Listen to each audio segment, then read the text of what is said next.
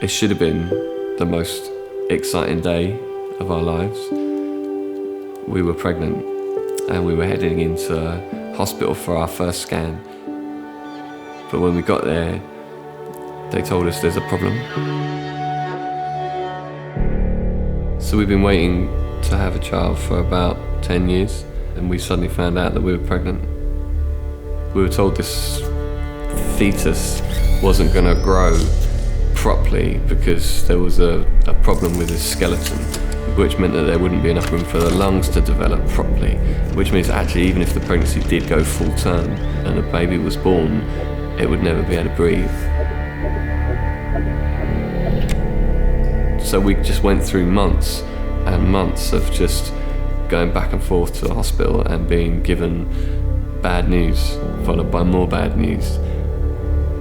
We had no answers. We didn't know what was causing the problem, and the doctors weren't able to give us any real clear understanding of why this was happening. We just knew that everything was not as it should be. I guess when you feel that your faith's just not strong enough, it's amazing to have people around you to help you stand. And that was an amazing thing, to see people who would cry with us and laugh with us and encourage us. People to hope for you and have faith for you. So we went for this intervention meeting close to the birth, and we didn't really know what to expect.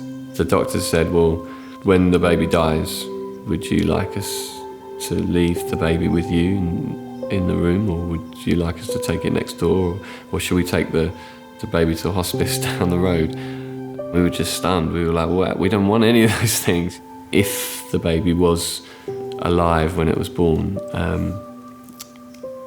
it wouldn't survive for long. We struggled with our doubt, and we'd seen God heal people in the past. We'd seen him not heal people in the past. We genuinely believed that God could, but the hard thing was that we didn't know if he would. When these storms in our life come, we can choose to be defined by them, or we can choose joy.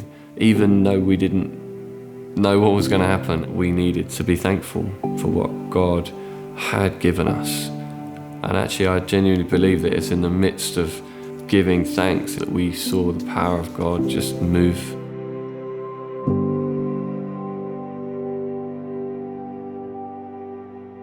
It was late at night on the 5th of January, and all of a sudden Charlotte jumped up and her waters broke in just the most dramatic fashion, and we jumped in the car and we headed across London to get to the hospital. And so we were rushed into theatre, and just minutes before they were going to do the delivery, the consultant called me over again and said, Mr. Williams, you do realise we don't expect this child to live. You know, just constantly managing our expectations, kind of reinforcing to us the severity of the situation. I was just like, come on, let's just do this thing.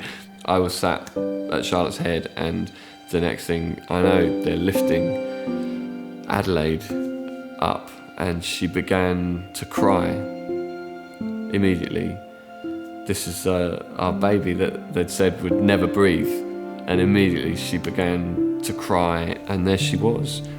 Our little girl was alive and breathing, and I was able to hold her in my arms.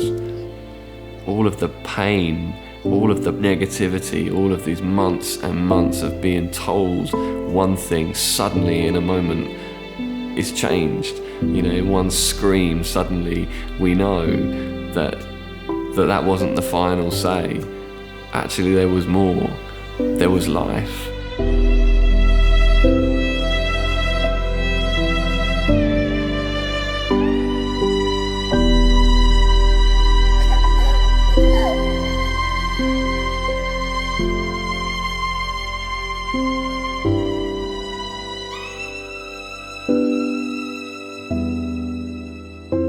So we still have lots of questions, there's still lots of uncertainty, there's still lots of challenges every day, but we know that in the midst of the troubles in life, we can choose joy. And that's a joy that's not dependent on whether stuff's going well or not. It's a joy and it's a thankfulness that we can know because God is in control and because we trust him that he has the best for us. He loves us.